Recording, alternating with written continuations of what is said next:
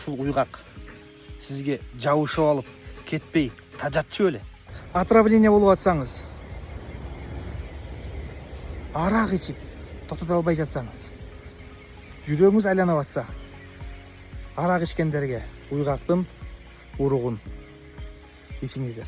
Жана ошондой эле уйгактын уругу ашказан, ичеги жана уйгактын уругу онкология менен ооруп жаткандарга дагы жакшы жардам берет. Бул медицинада да тастыкталган. Ооруңузду тазалайм десеңиз, өтө сонун жардам берет. Ичеги ооруларын жана ошондой эле сахарын диабеттерге сунушталат. Уйгактын уругун демдеп ичиңиз. Отравление болду. Такыр аякпай жатасыз. Антибиотиктен сизге берип атат. Огородко чыгыңыз, отравление болуп атсаңыз. Тамырынан уругуна чейин пайда.